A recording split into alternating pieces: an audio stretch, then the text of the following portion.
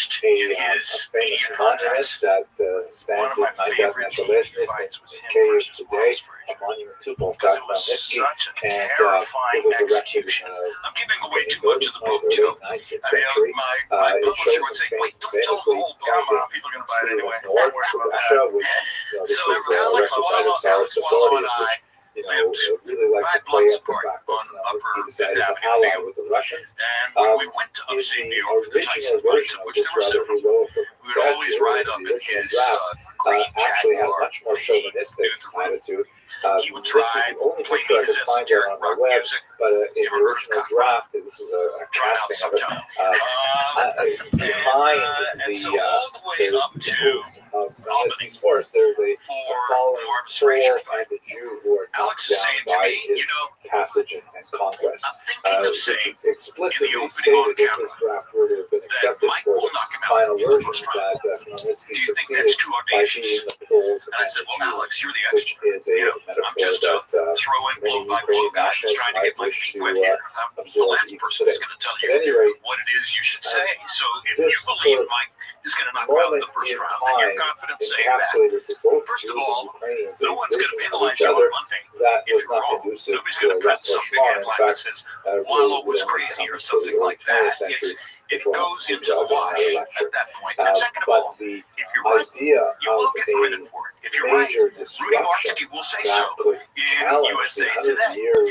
Um, of peaceful and so existence that Jews have had in that's Eastern our Europe position had for a two-thirds of the remarkably trip to Albany. destabilizing And now in the last impact on Jews 40 or across 50 Europe, miles, he starts and saying, many what historians if I said draw a he's going to direct knock him line out in the from first the minute? Khmelnytsky uprising Do you think to that's too brave? the debacle of Same thing, Shabbatite Tzvi, Alex. which we discussed If you believe in he's the going to knock him next out in the video. first minute, Okay, go I ahead hope and you say he's found going to this knock him useful. out in the first minute. I'm If not it here to was control you something or tell that you you'd what like to to see say. again, Say please whatever do you want to subscribe. say. It I makes think me I'm going to happy say to that he's see going the to knock him numbers out in the first increasing, minute. and to So the note there are a following lot of day, we people do out a there rehearsal who appreciate for the opening on camera, and he studying says Jewish he'll knock history as him out much in as the I first do. minute. Thank Then you when very we much do for the live opening on camera for the show, he gets a little more cautious, and he pulls it back to, there you are. Look at young handsome Jim Alex Butler. Yeah. Look at you. Hair parted on the right. We'll get to that in a moment. He pulls it back, and when we do it live on camera, he says Mike will knock him out in the first round. Was it 33 seconds or 31 seconds? I think it was 33 seconds. And Hello and all welcome the to way another back to video New of York. Jewish history. He is the first moaning and Yeah, you're that's groaning. Why in God's name didn't I say what I really wanted? Like Alex, you said he'd knock him out in the first round, and you were right. Going to get credit for that. You were right. Yeah, but I could have gotten more credit if I said what I really believe. Not the first time That's such a silly that movie. If we talk about fighters freezing, Marvis froze on Saturday. I mean, on Friday, the day before the fight. Marvis was frozen. Well, we knew the coming impact into of that fight. Shabbatite Tzvi's activities. It was a perfect fight for Mike to showcase because Marvis had the giant name because he was Joe Frazier's son, and Joe Frazier had been trash talking Mike. Affected by It helped to create what ultimately and became also Yeah. chronologically, the myth because over of the Mike next Tyson. 200 The years, notion that he was going to knock everybody out. And it was that way. And it's partially because of stuff like that Douglas is a 42-1 underdog. So let's spend a little bit of time looking at But if exactly you who look was at the Shabbatite record Tzvi, for the preceding year and a half coming into Tokyo, what actually happened Mike to went him the distance and his with followers. James Bone Crusher Let Smith, us right? Mike went the recall distance that with Tony this was Tucker. happening in Mike an went era the where distance there's with really James much Quick more Tillis. regular There were scores at communications. ringside in upstate New York who had Tillis as the winner in the fight. He went to the last 10 seconds with Jose Rivalta. He went the distance with Mitch Bullet Green. What do they all have in common? Something of great They were all interest to taller than Christian Mike. leaders as well. Some of them have a right hand that would come over the top where you would have difficulty seeing the delivery. And when you get to Douglas, a lot of best athlete of the group, publications that former college basketball player with good feet, had a big right hand. and this tended to circulate back into the Jewish community Looking as back, well. pure where logic. many Jews No were way in the world followers Mike of should be a Shabbat 42-1 favorite bring against Buster copies Douglas. of these But Buster broadsheets Douglas to had their underperformed gatherings. most of his career We and have not a been wide motivated. variety Then of his them. mother This is dies. That's an correct. example you're seeing on screen right 100% here. correct, and you're right on point for saying it at this moment. Activities. His mother And died. he's portrayed here And as some kind of that lit him up. emperor. Lit him up and never And again. Mike was at the height Yeah. of his differences with Robin Gibbons. Gibbons. France, Right. one of the Austrian, of course, even You know, Napoleon, Constant years like turmoil this. Because, you know, Yeah. many people And weren't exactly sure partying what to make and of Shabbat feeling Tzvi. invincible. The political Nothing that can context do is, more of damage course, to a good very, man very than the wrong woman. In the Right. previous And video, she we was the wrong discussed the impact of She was the the wrong Khmelnytsky woman. rebellion on Eastern Yeah. European That was Jewry in particular. There was a Yes. follow-up There's- conflict there's between certain the Russians and the Women out Swedes there that like had that. a similar Take kind your of life. repercussions Yeah, on unfortunately. O.J. used to say to me, Eastern Europe. if you And want to it know what the resulted daughter's in going to be like, look at the demographic mother. upheaval as And if you looked at her mother in the background, relative to Dave Winfield and all of that, maybe you could predict it. Or as Merchant said in our on-camera prior to the Tubbs Tokyo fight, Tyson versus Tubbs in Tokyo, first fight I ever did on HBO. Larry had a line before the fight where he said, this is the beginning of the Robin thing. Cuss had died. Jimmy Jacobs had died. No, Cuss had died. Jimmy Jacobs. At any rate, with Larry Cameroon, he was already out. Yeah, right. That's right. Yeah. Larry said, since the beginning of organized boxing, heavyweight champions have often consorted with actresses and never to their benefit. There's also into this mix. It's a classic Merchant line, among many classic Merchant lines. I love it. That was one of the best things about you and Merchant and just the entire commentary team at HBO was that you had these intelligent, articulate people involved in what many people think of as the most barbaric of all sports. Yes. So it defined it in a very different way. That's the HBO way. Yeah. Elevated. It certainly was elevated. And HBO's executives were smart enough to see that you could treat it as an intellectual event. And if you're doing it right, But it has to be with the commentators. It frames everything. The same exact event with crude commentators is not the same experience. Because you don't get that intelligent and articulate analysis. And a guy like Larry Rothschild who'd been around boxing for his entire life, who had a deep understanding of it, and then it's even the funny back and forth banter between Larry and George Foreman when they would disagree on things. It was brilliant, absolutely brilliant. And I'm very proud to say, not blowing my own horn, but Larry and George in particular. There's a sports television columnist in the New York Daily News named Bob Reisman, R-A-I-S-S-M-A-N.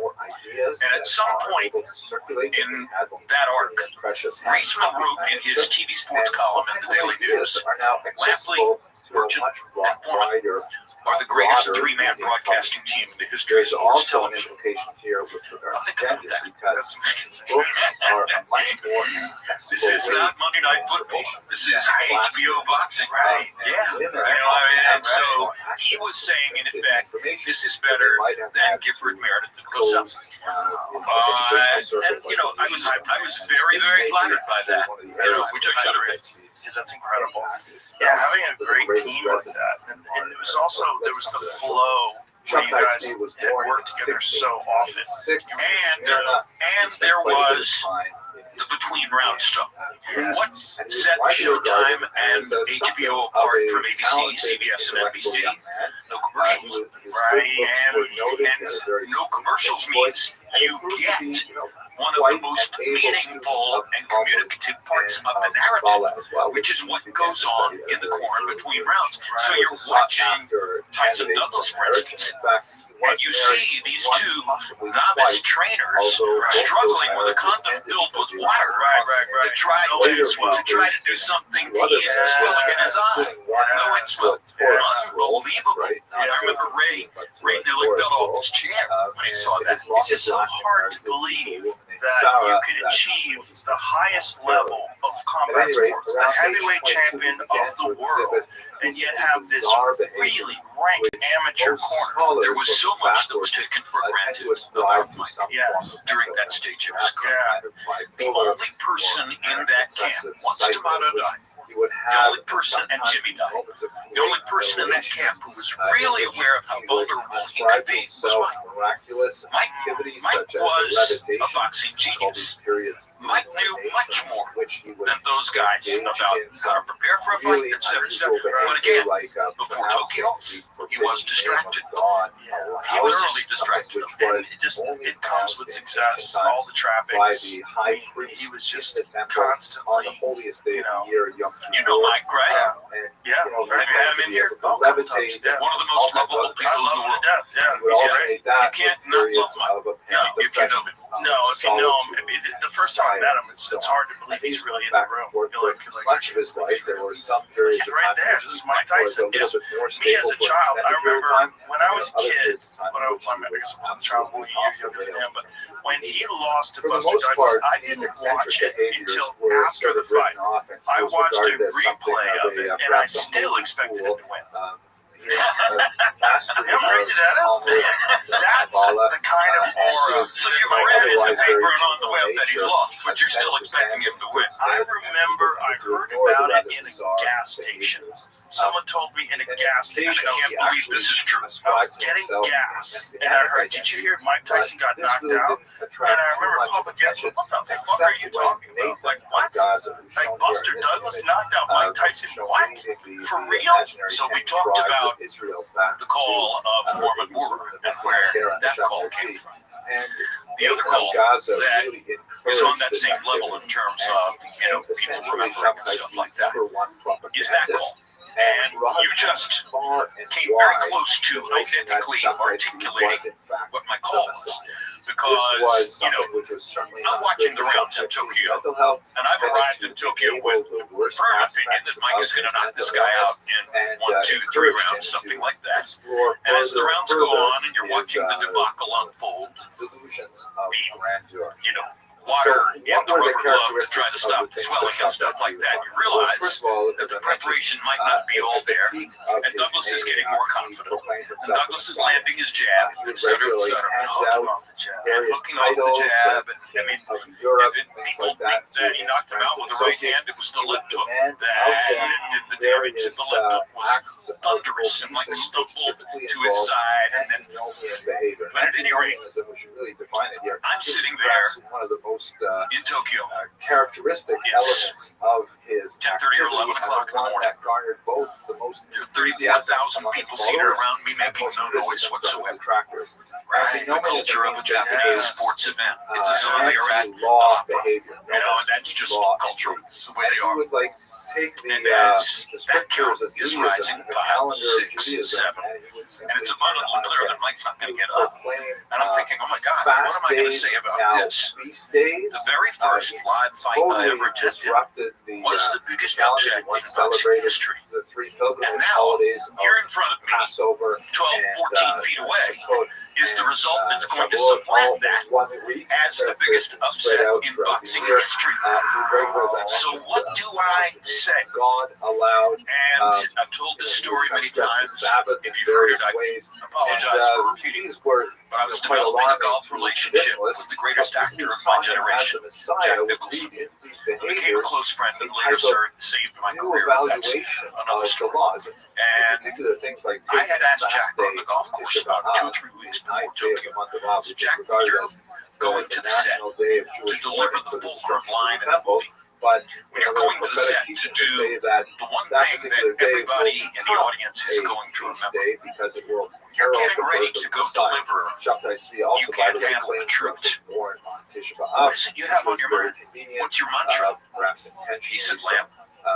Same thing I've been saying to myself ever since I first went to acting class. Don't overact. So I'm in Tokyo. Perhaps count the most, reaches 4 or 5. And I hear in the back of my mind Jack's voice, behavior don't was overact. his And argument that that call became traditional Mike rules of Tyson sexuality has been no longer knocked out. applied. In about that tone of voice. And I wanted to make there it was as a quite matter a of bit fact of as free possible. love happening Because there in was nothing I could do to elevate it by with, screaming or shouting or delivering any kind of window dressing, etc. It was what it was. Mike Tyson has been knocked out. was a woman of questionable reputation. She was apparently an orphan Well, thank you. from the I appreciate this. It was energetic but matter of fact. And she had Well, quite there a it is. broad kind of range of experience, but Shabtai Tzvi saw in Sarah his opportunity to fill yet another type of messianic prophecy, just like the prophet Joshua married. All right, so I did shout a little bit. I did shout a little bit. She actually would I gave myself too much credit on the matter of fact. But then, of course, that's my younger voice. It so was a little bit high. this kind of licentious behavior, Fabio Meran was the name of the referee. challenge to I just remember norms was Buster something Douglas that was winning that really fight. very controversial. when he was what at happens to him his now? most Well, what happens to him, of course, is that he goes on a celebration rampage. He puts on, I don't know, 40, 50 pounds, something like that. He tries to trade them off, but not effectively enough. He goes into the ring against Holyfield, and Holyfield delivers one left hook, one perfect counter left hook in the first round, and we're out of there. Rather than That's what it was. It was a left hook. I thought it was right. He actually invited Might have been his a right friends hand. to come up. I could be wrong. See, you'll find it. Might have been a right hand. They'll find it. He actually invited women But up for Aliyah, he which is not just controversial never today reached those in heights again. Orthodox synagogues, That was but you can imagine Just how much never- of a I mean, Money. yeah. I mean, also like that was the money, in the 17th century. food. Yeah. He got real And fat. he was Yeah. restricted on Here doing it like, is. for example, Okay, let's see. singing out Right hand, you're loud right. Castilian But love then there was a left hook following, but the right hand is the one that did it. Kabbalistic The left hook missed. Yeah, the left hook missed. You're right. While he sings All right, synagogue, so one for Rogan, zero for Lampley. It's cemented in my bizarre, mind strange because I behavior that remember. he would not What tolerate year was that? otherwise organized synagogue life. But this Well, tendency it's Yeah. 1990 to his when followers. Buster knocks This out idea of Mike. egalitarianism, the idea 90? that he was No, removing be earlier than that. the sin of No, it was 90. women. Was it This was something February- that, February 10, actually might 1990. have instilled Wow. more February 10 interest in the among United States, followers, February and, 11 in Tokyo. This seemed to have had Okay, a right. significant So impact this is probably later, 91. through the Frankist movement in Then particular. he perhaps might have been 90. through a feminist. Yeah, I think it was later He in was 1990. also, as I mentioned by the example I just of our remember, printed book, you know, when someone does something extraordinary and new rises to the ideas occasion, of I always technology root on them. I how always this root for was them. actually Wow, part of he's going to turn his life around. He's going to be great. So now you're So rooting for what Buster ended to up be, Oh, yeah. happening, Well, and the whole also, I was a story, giant one Holyfield broad fan, sheet too, so it was that, one of those went conflicting to the fights. journey that gives you a little And sense of what Holyfield, to me, was in, extraordinary because what he did with 1665, Mackie Shellstone in 66, his training, October 25, 1990. there it is. figured it was time This time now I was right. to Yeah. proclaim his It was one of messiahship those things where Holyfield was one of the first guys that really embraced weightlifting. and to And claim I remember Jerusalem as a young fighter, I was always told, if you lift weights, it'll slow you down. Ottoman Sultan actually Weights make you dealt with stiff. him in a Weights will slow you down. fairly, You should never lift weights. And measured so I listened to that, manner, but I never lifted seeing weights. that there really And was then quite a I remember groundswell of watching support Holyfield for him. He train didn't want to for make his subtypes heavyweight seem debut. harder, Thinking, but on the God, other hand, I obviously, remember his fight with Dwight Muhammad Ali. Remember that fight? Incredible fight. Like that was when he was a cruiserweight. And I was thinking, how is this guy going to go up to heavyweight? How is this going to work? A strong mind. Oh, very strong mind. But you want to see Evander do something? Tell him he can't do it. Oh, for sure. Met Yeah. with some of the But high also, officials of the one Sultan, of the but not with first the Sultan applications directly. of real According to some modern accounts, science in regards to strength and conditioning. Ialco, Yep. What and Mackie Shellstone his, was doing was like very demands were revolutionary. stated, but And to see ultimately him do the all Ottomans these were not prepared crazy to give strength and Jerusalem cardio to Shabbat routines Tzvi, and but if he putting all liked, that he mass could on it, remain and seeing all the alive, doubters and so long naysayers as saying, Which other fighter looked at that and realized who Mackie Now, there are a lot was? of conflicting accounts as to actually what his approach to this counter offer was at the time. I believe Mackie worked with quite a few fighters down Oh, yeah, there. no, worked with quite a few fighters. Everybody saw like the results were there, so but some everybody accounts kind of changed their opinion on Did he that. work with any MMA guys? I don't know. Passivity, Probably. and perhaps That's even probably going it makes into sense. Yeah, depressive MMA guys But are ultimately, what happened was with he MMA, was you have the newly grappling converted to aspect Islam. of it without He strength and conditioning. received a high You really title can't as compete. a It's not really guardian of the possible in gates this and a day and age. stipend from the And Sultan. everyone Once again, uses strength and didn't conditioning. want There's to very make him few a martyr, fighters that just and, train wanted using to, skill. Just capture train as much as skills. Like possible George St. Pierre did that for a certain period of his career. I wonder if there's anybody left in boxing who trains just using the gym skills. There were a lot of them when I was first involved in the sport who would never have touched a weight. You know, they subscribed totally to the notion that that was negative. Right. And And also the worst case, I mean, they definitely did calisthenics, but that was it. It was just body weight exercises. And so You know, they followed him into that which brings us to Crawford, which I think is really interesting. The Crawford-Canelo fight. His wife Beyond Sarah, interesting, shown fascinating, here, also fascinating. converted to How does Islam Crawford and compete joined with him. that By size? the way, this is And, interesting you know, that you can we see have that to Sarah also recognize, had a okay, lot of well, when different Canelo later fought matches. Floyd, it was 152 pounds, right? Here's So he had Natalie dropped Portman down, and, which was a struggle for him, which is why Floyd was so brilliant getting him to go down to 152, because he knew he would be Train trained. 52 or 54.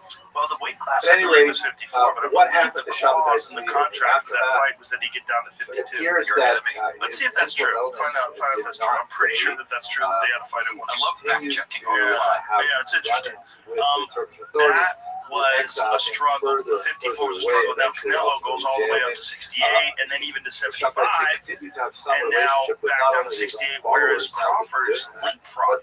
He's going. He goes to super middleweight 47 to 54, and now to 68. and the Makarov fight in 54 is a difficult fight. Yeah, difficult fight. His very last 52. request. Yeah, You were right. Joe Rogan scores again. Yeah, well, I have a goofy memory. It works a lot over time, but sometimes not. Sometimes it's like, I don't think you could do this podcast without having a spectacular memory. Sometimes it's super accurate, and sometimes it's just terrible. I don't understand why, but certain things I do remember, and I do remember because of the weight cutting thing. Because I remember thinking, like, what a brilliant move to get him to do that. The same thing that Gervonta Davis did with Ryan Garcia. Like, you can't rehydrate, Right. like, which is like No rehydration. sucker bet. Perhaps the It's most such a sucker bet. But it's like the same thing with Pacquiao taking the fight when it's And some of that, don't you think some of that is Tank reading Ryan's personality and playing him a little bit? Oh yeah, you're fucking with him. Yeah, you're giving him the things Tank to think is a about. brilliant con artist. Oh, he's so good. He's so good. And boy, the Lamont Roach fight. Ooh, that was a knockdown. 100% was a knockdown. And that's You have to go that's with a a knockdown. dramatic mistake by Yeah, the referee. Without that, you have a decision victory for Roach, and he's a superstar. Now you have this fucking draw that they have to fight again. But now Gervonta knows what's coming. They had fought in the amateurs, They correct? both have knowledge. Yeah. Roach knows that his counterpunching can be effective against Tank. Tank knows that he has to make an adjustment if he's going to land a power shot. Well, it's also Tank is another guy that has experienced all the trappings of fame, all the success and the money and all the jewelry and all the craziness and the ladies and Roach has Roach is a hungry motherfucker. He can really fight. He can really fight. And he should have got his flowers after that fight. And a lot of the boxing people recognize like that was a knockdown, but forever in the history books, it's not a knockdown. When you take a punch to the face and then you take a knee, that is a fucking knockdown. Period. End of story. I don't care if you got your hair fucking perm stuff It's in like your a eyes. literary idiosyncrasy, okay? And both of our sports, boxing and MMA, are littered throughout their history with these things that are egregiously unfair.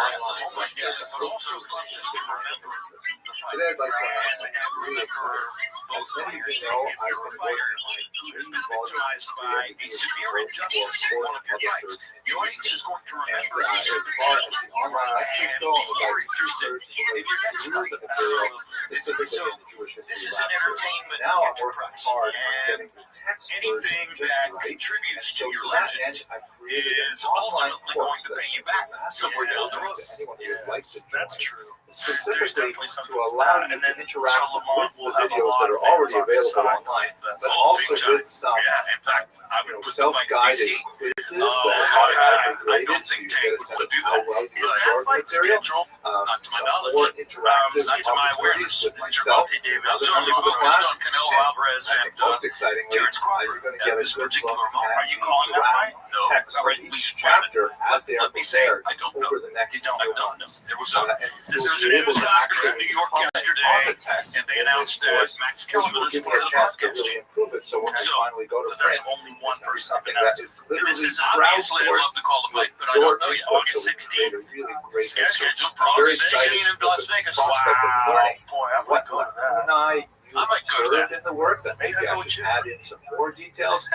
What Maybe we areas should. That would be fun. maybe perfectly Maybe clear we're getting legal along perhaps really I well might there. explain Yeah, very for well sure. to Yeah. give me a No, sense I of enjoy how the I conversation. change It would perhaps be fun to the consider a live presentation fight. material. Oh, I think it's going to be absolutely is that a fantastic. UFC weekend? The God course damn it. material for this Let me first check real course is quick. going to cover Because the it might first be. volume. That is Yeah, the biblical shit. Jewish UFC in history. Chicago. We're going to go from the All right, I'll call you later that night. Abrahamite Let you know. era I'll watch it. I'll have it on my before phone. the I'll arrival set my of phone the up and early have it Hebrews. there We're while going the to go fight's through going the discussion of how to All right, approach looking the forward to it. Bible So who as do you a like in historical Canelo text. versus Crawford? The archaeological record, we're going to look at because I think the he's the Syrian best switch exile since and Mark 10 Magner. lost I'm a tribes. giant We're looking Crawford at fan Babylonian because I exile. called his coming return. out fight against We're going Breeders' to try to Prescott understand and some of then the various world other of the stepping sages stones from that throughout his period. career. I also think he's one of those guys that if you tell him he First can't do revolt something, he against the wants to show Romans, you the and birth show of you. Christianity, and the second Absolutely revolt, of I course, also under think Mark Rothschild. We'll Canelo also look is at slowing topics down, like and women Canelo in is a the more of a period one-punch and early fighter now diaspora than the periods. combination fighter I he think was. it's really a fantastic We'll see. outline. No, Yeah, no, I I didn't teach get this ready course, to I would love to take subscribe it. totally to that. Please have a look Because at again, you're the talking link about that's somebody produced who's below. stubborn. And, Yeah, for sure. you know, I would Who love wants to to have prove you everything disclose. he can prove. 100%. I hope you I agree enjoy with that the too. lectures, But I and think there's take a, care. Thanks there's very a, much like, for listening. in boxing and certainly in MMA, there's a certain amount of years where a fighter can keep the RPMs up.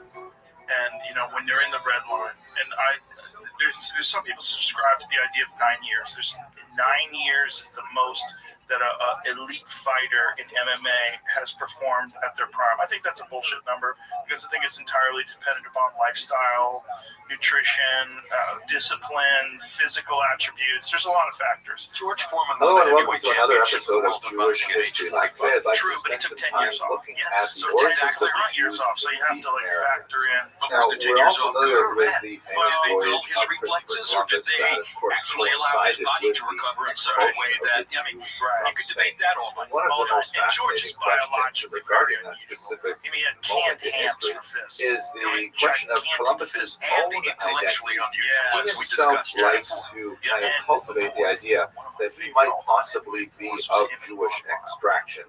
That was As one of the great his historian all-time Rabbi favorite Rothschild put it, you know, the mystery regarding Columbus's origins is largely the outcome of his own mendacity. That fight was crazy. every fighter loves drama, and they love having been a Anyway, part of drama. and as a So result, it George is loved equally that. impossible That to was an exclude or to confirm the hypothesis that he was descended from a Jewish or ex-Jewish family. He himself likes to, use Jewish phrases from time to time and to have some kind of very There's a few of those coded, guys that mysterious just things kind in of his forgot. signature They and attached them to elsewhere one fight. to Yeah, suggest They that could perhaps never he have was of that Jewish shining origin. moment again. He liked to use Jewish phrases from time to time. He liked to, kind of very coded things in his writings that suggested that perhaps there was a Jewish background. And he famously, for example, pushed off the actual date of departure in order that it should not fall within the inauspicious time of the Jewish calendar, the 9 days that begin at the beginning of the month of Av, and at the 9th of Av, he actually pushed off the departure so that it would not fall within those inauspicious calendar days. But without doubt, Columbus certainly cultivated relationships with many Spanish Jews and conversos. A case in point that well illustrates his relationship with these Spanish Jewish and crypto-Jewish backers was the fact that after he embarked on this great voyage, one of the first letters he sent back were to two Jewish sponsors, Luis de Santagel and Gabriel Sanchez. Furthermore, he certainly included at least one Jewish member on his group, one Luis de Torres, who was an interpreter, who was baptized just before departure, enabling him to actually take part in this great mission. When Columbus landed in Cuba, de Torres was actually one of the very first people to actually set foot on the soil of the New World, Europeans that is setting foot in the soil of the New World, and he was dispatched by Columbus to the interior of the island to search for gold.